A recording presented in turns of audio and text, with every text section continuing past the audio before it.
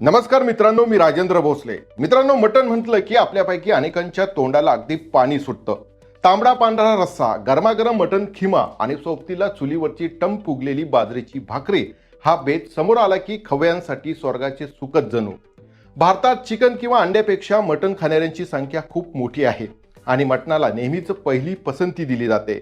अनेक जण आठवड्यातून 2 किंवा 3 वेळा अगदी आवडीने मटणावरती ताव मारतात. पण मित्रांनो, कधी तुम्ही मटण दुकानदाराला मला नळीचाच पीस दे किंवा रानाचाच भाग दे असा हट्ट करताना कोणाला पाहिलं का? किंवा तुम्ही स्वतः असा हट्ट केलाय का? नक्कीच केला असेल. पण आपण फक्त चवीसाठी हा हट्ट करतो. तुम्हाला माहिती आहे का की सायन्स काय सांगतं? बोकड्याच्या शरीराचा प्रत्येक भाग पौष्टिक नसतो. मटणाचा असा एक विशिष्ट भाग आहे जो इतर भागांपेक्षा 10 पट जास्त ताकदवान आणि गुणकारी असतो. आजच्या या व्हिडिओमध्ये आपण अगदी शास्त्रीय पुराव्यांसह पाहणार आहोत की मटणाचा नेमका कोणता भाग आपल्या आरोग्यासाठी सर्वात जास्त फायदेशीर आणि पौष्टिक आहे. हा व्हिडिओ शेवटपर्यंत नक्की पहा, कारण यानंतर तुम्ही मटण खरेदी करायला जाल तेव्हा तुमची निवड पूर्णपणे बदललेली असेल. मित्रांनो, मटण हे रेड मीट, लाल मांसांच्या श्रेणीमध्ये येते. सर्वसाधारणपणे आपल्याकडे बोकड्याच्या किंवा शेळीच्या मांसाला मटण म्हटलं जातं. भारतामध्ये सध्या मटणाचे भाव गगनाला भिडले आहेत. साधारण 600 ते 800 रुपये किलो किंवा त्याहून अधिक दराने मटण मिळतं. त्यामुळे हे प्रत्येकालाच रोज खाणं परवडत नाही. जे लोक मटण घेऊ शकत नाही ते प्रथिनांसाठी अंडी किंवा चिकन खातात. पण विज्ञानाच्या दृष्टीने पाहिलं तर चिकन आणि अंड्याच्या तुलनेत मटण हे पोषक तत्वांचा प्रचंड मोठा खजिना आहे. एका आंतरराष्ट्रीय आहारशास्त्र संशोधनानुसार जर तुम्ही 100 ग्रॅम मटण खाल्लं तर त्यातून तुमच्या शरीराला तब्बल 33 ग्रॅम दर्जेदार प्रोटीन मिळतं. याशिवाय आपल्या शरीराला अत्यंत आवश्यक असणारे व्हिटॅमिन B12, लोह म्हणजेच आयर्न आणि झिंक हे घटक मटणामध्ये ठासून भरलेले असतात. जे लोक नियमित किंवा आठवड्यातून एकदा तरी मटण खातात त्यांच्या शरीरात कधीही व्हिटॅमिन B12 ची कमतरता जाणवत नाही. मटण हा मानवी शरीराला सहज पचणाऱ्या खनिजांचा सर्वात उत्तम स्रोत मानला जातो. पण मटण खरेदी करताना पहिली आणि सर्वात महत्त्वाची टीप म्हणजे बोकड खूप लहान किंवा खूप म्हातारा नसावा. ज्या बोकडाचे सरासरी वजन 8 ते 10 किलोच्या आसपास असते त्याचे मांस सर्वात चविष्ट आणि आरोग्यासाठी अत्यंत पोषक मानले जाते. आता आपण बोकड्याच्या प्रत्येक भागाचे विश्लेषण करूया आणि समजून घेऊया की कोणत्या भागात कोणती ताकद लपलेली आहे. सर्वात आधी बोलूया खवय्यांच्या आवडत्या भागाबद्दल, म्हणजेच मांडी, ज्याला आपण रांग किंवा लेग म्हणतो. मित्रांनो, या भागाचे वैशिष्ट्य असे आहे की यात पांढरी चरबी म्हणजेच फॅटचे प्रमाण सर्वात कमी असते. रानेच्या भागात शुद्ध स्नायू म्हणजेच लीन प्रोटीन जास्त असते. ज्या लोकांना आपले वजन नियंत्रित ठेवायचे आहे, स्नायू बळकट करायचे आहे, पण शरीरात अतिरिक्त कॅलरीज नको आहेत, त्यांच्यासाठी रानेचे मांस सर्वोत्तम आहे. यामध्ये उच्च दर्जाचे प्रथिन असतात जे शरीराची झीज भरून काढण्यासाठी मदत करतात. यानंतर नंबर येतो तो नळीचा. बोकडाचा हा भाग असा आहे ज्या स्नायूचा सर्वात जास्त व्यायाम झालेला असतो. कारण बोकड सतत चालत किंवा पळत असतो, त्यामुळे या भागातील मांसात चरबीचे प्रमाण नगण्य असते. नळीच्या आत जो बोन मॅरो म्हणजेच अस्थिमज्जा असते ते आरोग्यासाठी अत्यंत गुणकारी असते. यात कॅल्शियम, फॉस्फरसचे प्रमाण प्रचंड असते जे आपल्या हाडांना लोखंडासारखे मजबूत बनवते. मित्रांनो, आता चर्चा करूया मटणाच्या दुनियेतील सर्वात शक्तिशाली भागाला, ज्याला लिव्हर किंवा आपण मराठीत कलेजी म्हणतो. मित्रांनो, विज्ञानाच्या नजरेतून पाहिले तर संपूर्ण बोकड्यामध्ये कलेजे हा सर्वात जास्त पौष्टिक भाग आहे.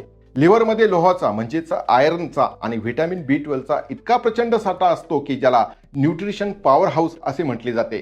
ज्या व्यक्तींना रक्ताची कमतरता आहे म्हणजेच अनिमिया आजार आहे किंवा ज्यांचे हिमोग्लोबिन सतत कमी असते त्यांच्यासाठी कलेजे खाणे एखाद्या वरदानासारखे आहे.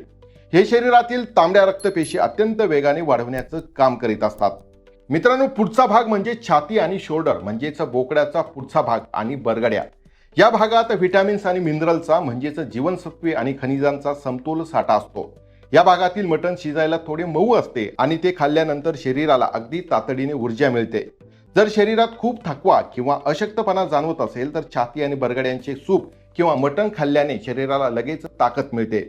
पण इथे एक अत्यंत महत्त्वाची टीप डॉक्टरांकडून दिली जाते, ती म्हणजे मटणावर दिसणारी जाड पांढरी चरबी म्हणजेच फॅट शक्यतो काढून टाकली पाहिजे किंवा खूप कमी खाल्ली पाहिजे. आपल्या हृदयाच्या आरोग्यासाठी आणि नसांमध्ये कोलेस्ट्रॉल जमा होऊ नये म्हणून नेहमी चरबीरहित म्हणजेच लीन मीठ खाणे उत्तम मानले जाते. आता आपण त्या भागाकडे वळूया ज्याबद्दल अनेकदा सविस्तर बोलले जात नाही, जसे की बोकड्याचे पाय, ज्याला आपण पाया म्हणतो. हिवाळ्याच्या दिवसात किंवा आजारपणातून उठल्यानंतर पाया सूप पिण्याचा सल्ला जुने लोक देतात. यामागे मोठे वैज्ञानिक कारण आहे. बोकड्याच्या पायामध्ये आणि सांध्यांमध्ये कोलेजन नावाचे प्रोटीन आणि ग्लुकोसामाइन मोठ्या प्रमाणात असते. जेव्हा आपण हे पाय मंद आचेवर तासनतास उकळतो तेव्हा साधारण त्यातून 2-3 मिनिटं चांगलं जिलेटिन उकळून पदार्थ घेतलेले. बाहेर आता मी पडतो. हे सूप पिल्याने मानवी शरीरातील सांध्यांचे वंगण वाढते, गुडघेदुखी आणि कंबरदुखी गायब होते. ते लहानपणापासून वृद्धांपर्यंत सर्वांच्या हाडांना वज्रासारखे मजबूत बनवते. मित्रांनो, यानंतर विषय येतो तो मेंदूचा, ज्याला अनेक जण भेजा फ्राय करून खातात. बोकडाचा हा मेंदू ओमेगा 3 फॅटी ऍसिड्स आणि फॉस्फरसचा अत्यंत समृद्ध स्रोत आहे. आपल्या मेंदूच्या आरोग्यासाठी आणि तीक्ष्ण बुद्धिमत्तेसाठी ओमेगा 3 खूप गरजेचे असते. परंतु यासोबत एक वैज्ञानिक सत्य देखील आहे, ते म्हणजे मेंदूमध्ये कोलेस्ट्रॉलचे प्रमाण खूप जास्त असते. त्यामुळे ज्यांना हाय बीपी किंवा हृदयाचा त्रास आहे त्यांनी मेंदू खाणे टाळले पाहिजे. तर निरोगी लोक आणि वाढत्या वयाची मुले हे खाऊ शकतात. मित्रांनो, आता बोलूया कपुरा आणि नखे ह्या भागाबद्दल. कपुरा हा भाग टेस्टोस्टेरॉन आणि इतर संप्रेरक यांनी समृद्ध असतो, ज्यामुळे शरीरातील अंतर्गत ऊर्जा ताकद वाढवण्यास मदत होते असे मानले जाते. तर पायाच्या खालचा भाग म्हणजेच नखे किंवा खूर हे भाग सूप बनवताना पायासोबत उकळले जातात. यात असणारे केरोटीन आणि इतर अमिनो ऍसिड त्वचा, नखे आणि केसांचे आरोग्य सुधारण्यासाठी खूप फायदेशीर ठरतात. मित्रांनो, आता पाहूया मणका आणि मान या भागांचे महत्त्व.